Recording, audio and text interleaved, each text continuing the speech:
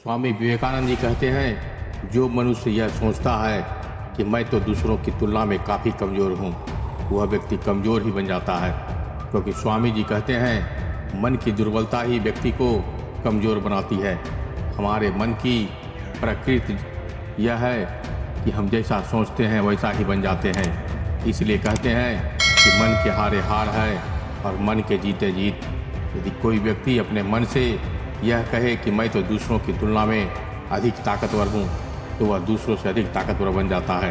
क्योंकि इस दुनिया में सारा खेल मन की विचारों का ही है।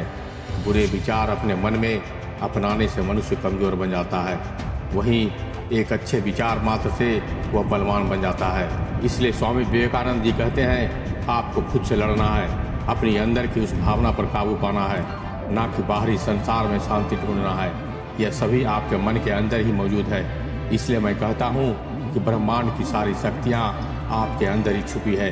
और हम लोग अपनी आंखों पर हाथ रखकर कहते हैं कि इस संसार में कितना अंधकार है। लेकिन इस वीडियो में हम जानेंगे आखिर में पावर ऑफ माइंड होता क्या है।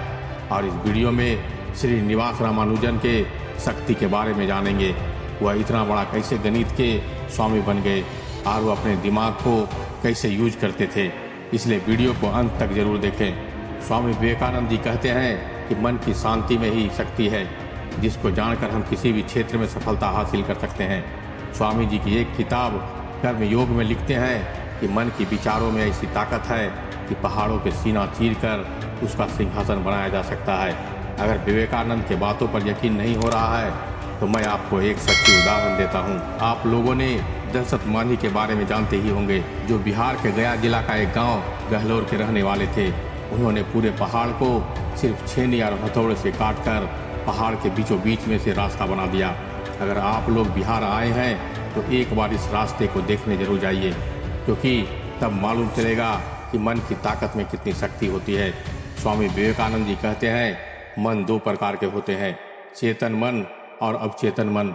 स्वामी जी के अनुसार चेतन मन वह होता है जिसमें हम जागरूक होकर सोचते हैं, वहीं अवचेतन मन वह मन है जिसमें हम अनजाने में सोचते हैं। चेतना ही हमारे मन के विचारों और कार्यों को नियंत्रित करता है, लेकिन अवचेतन मन हमारे जीवन पर बहुत अधिक प्रभाव डालता है।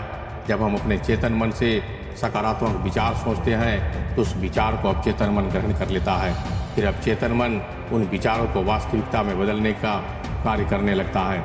उदाहरण के लिए, यदि हम सोचते हैं कि हम इस क्षेत्र में सक्सेस हो सकते हैं तो अवचेतन मन सक्सेस होने के लिए अवश्य कार्य करने के लिए कहेगा। इसी तरह यदि हम सोचते हैं कि हम स्वस्थ हो सकते हैं तो अवचेतन मन हमें स्वस्थ रहने के लिए अवश्य कार्य करने के लिए प्रेरित करने लगेगा। स्वामी विवेकानंद जी कहते हैं, इसलिए मैं कहता हूँ अपने दिमाग की गहराई को अच्छी तरह से जानने के लिए कहते हैं। इसलिए मैं कहता हूँ कि अपने दिमाग की गहराई को अच्छी तरह से जानने के लिए ध्यान करना पड़ेगा, क्योंकि ध्यान ही वह प्रक्रिया है जिसके द्वारा हम अपने आप को जान सकते हैं।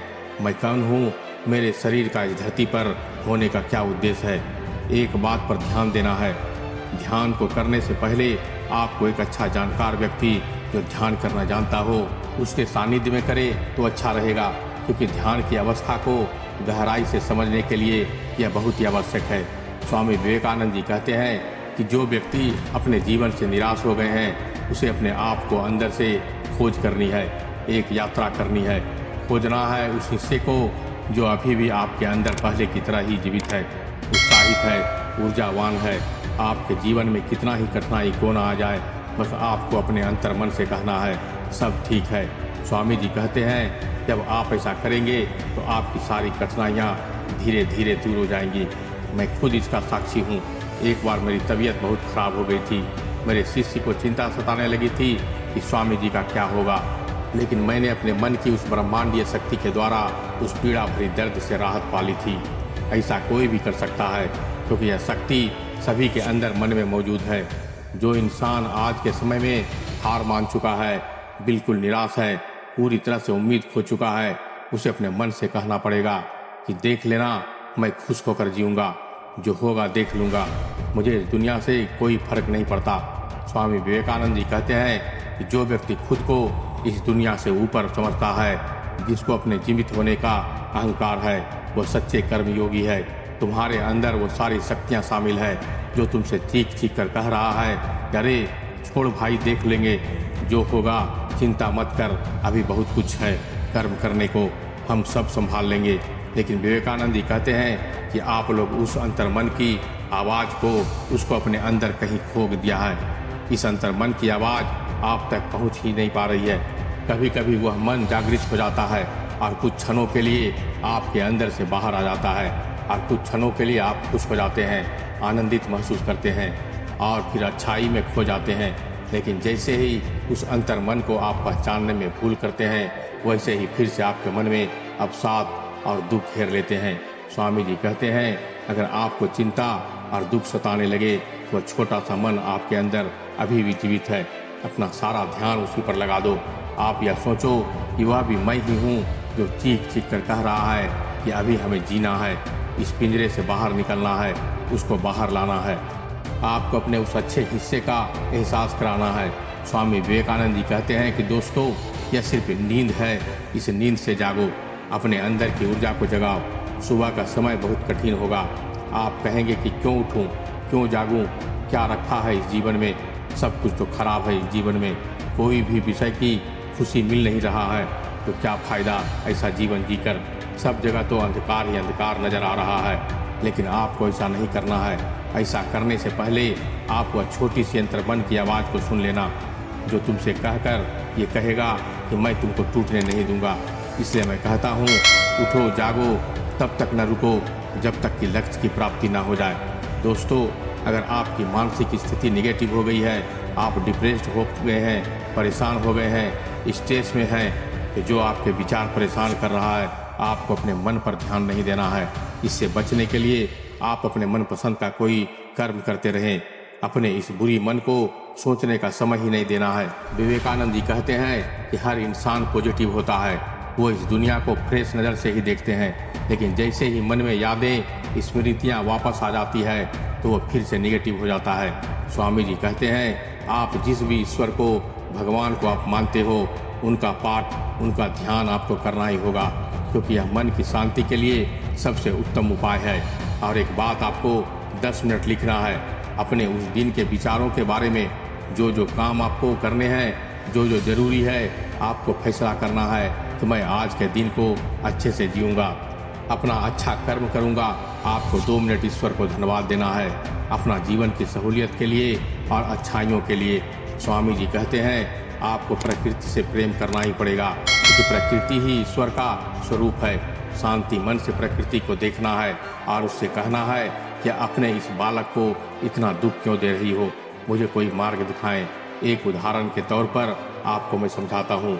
एक बार श्री रामानुजन को गणित के बहुत बड़े विद्वान मिस्टर हार्डी ने मिलने के लिए इंग्लैंड बुलाए, और रामानुजम मिस्टर हार्डी से मिलने चले गए। कुछ दिन वहाँ रहे। जहाँ वह रह रहे थे, उस कॉलेज के बगल में एक छोटी सी जंगल जैसे झाड़ियाँ थी।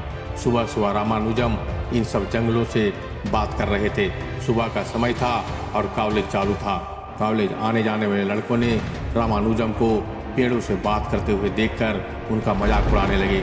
लेकिन उसमें से एक जिज्ञासु लड़का ने रामानुजम के पास आकर बोले कि आप ऐसा किस लिए कर रहे हैं, क्या यह पौधा आपकी बातों को सुन रहा है? रामानुजम ने मुस्कुराए और बोले कि अगर आप अपने मन की इस अंतरात्मा से किसी से बात कर रहे हैं तो वह आपकी बात को जरूर सुनता है, चाहे वह इस सृष्टि की कोई भी चीज़ हो, क्योंकि सृष्टि को बनाने वाली प्रकृति ही है। इस प्रकृति में सभी ब्रह्मांड की चेतना मौजूद है, जिसको हम अपने अंतर्मन से देख सकते हैं। विवेकानंद जी कहते हैं, साकार रूप का ध्यान करो और निराकार रूप से एक होने की कोशिश करो। मस्त होकर ईश्वर से बोल दो, अब आप पर सब कुछ सौंप दिया है, मेरे जीवन का कुछ भी है वो आप ही का है और आप ही का रहेगा। आप देख लेना, मैं फिलहाल के लिए मुक्त हूँ, आपकी उंगली पकड़ कर ही चलने आया है और आपकी उंगली पकड़ कर ही चलता रहूँगा। मेरा आपके सिवा कौन है इस दुनिया में? कोई अपना नहीं है, सिर्फ और सिर्फ आपने हो और मैं आपकी गोद में चैन से सोने जा रहा हूँ। हे ईश्वर, हे प्रभु, अब सब कुछ हर विषय मृत है। अच्छे नज़रों को सोचो जो तुम्हें पसंद है। समुद्र पसंद है, समुद्र को देखो। प्रकृति को देखो। पहाड़ पसंद है, पहाड़ को देखो। खो जाओ उस नज़रों में। दोस्तों, इस वीडियो से आपको क्या सीखने को मिला हमें कमेंट करके बताइएगा। अगर वीडियो अच्छी लगे तो एक लाइक कर दीजिएगा। साथ ही साथ मेरे चैनल से अगर जुड़ना चाहते हैं तो मेरे चैनल को सब्सक्राइब करके बेल नोटिफिकेशन ऑन कर लीजिएगा। तो मिलते हैं एक और ज्ञान भरी बातों के साथ कल संध्या ठीक 6:30 बजे।